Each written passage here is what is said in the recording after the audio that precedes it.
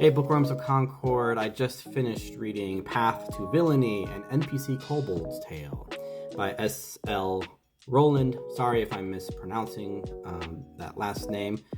I impulse bought this so hard on TikTok. The first time I bought anything off of TikTok. I'll go ahead and tag the author in my description, at least on TikTok, not my YouTube channel. But basically, well, have you ever wondered what it might be like if an NPC in a video game were to get revenge for all the horrible things players have done to them? Well, that's what this cozy fantasy explores. It's a kobold NPC in a fantasy video game is brutally mistreated by players every day.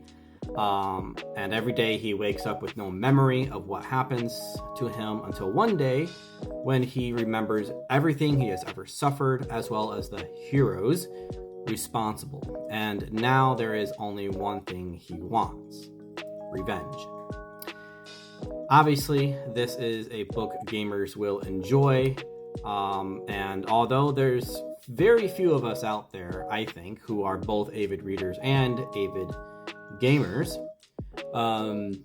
the basic premise of the book was what made me impulse buy this so hard.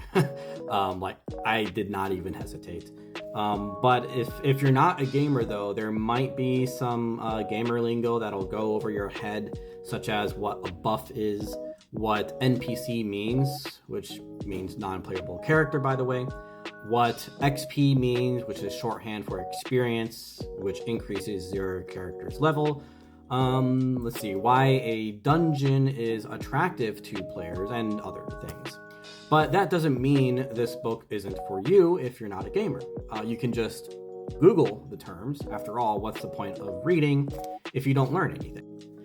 So this was my very first cozy fantasy book, as well as Gamelit, which is a subgenre I just learned about, and probably my first book with the protagonist as an anti-hero as well. It's also my very first signed copy of any book ever. So that's a good prize. As a gamer myself, it makes you rethink how you treat NPCs in the video games you enjoy. Not that I think they'll ever gain self-awareness to seek vengeance on the character I work so hard on. But the way you treat them, I think, is rather indicative of your true nature, which should give you pause if your inclination is to murder and abuse NPCs without provocation. Excluding times, of course, like when you want to roleplay as a villain to see how it affects the game narratively. Like, for example, the very first time I played Mass Effect, I did the Paragon route because that was just natural to me. It really bothered me to like go the renegade route, which is, you know, the villain shepherd. But my second playthrough, I did do the villain route, the renegade route for shepherd, because I wanted to see how it would affect the story of the game. But even then, like, there were times when I didn't do renegade options because it just really bothered me to treat NPCs so poorly, even though they're not real. But later on in like future renegade playthroughs, I did it just felt bad anyway.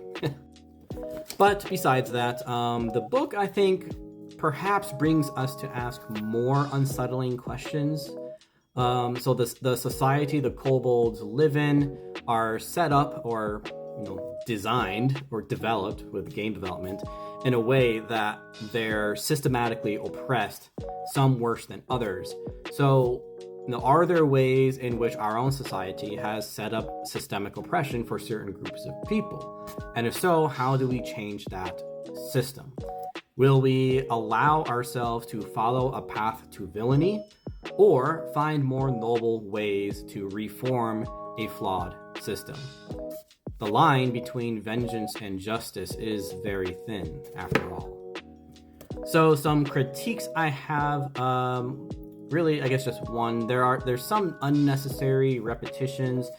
Some specific examples would be like the rumor that kobolds are descendants of dragons, the character Hux being the only kobold mage in Wit's town, and the enumerated list of Wit's abilities. Readers can be trusted to be smart enough to remember these things, especially because those repetitions are so close to each other. But I'm just being nitpicky. Otherwise, I really enjoyed my first experience with the new game lit subgenre. At least I think it was new to me in this book, as well as cozy fantasy. Like I said, it's my first cozy fantasy book, and this made me want to read more of these genres and from the author. So yeah, I really enjoyed it. 4.5 stars. Yeah. Thanks for watching. Okay, bye.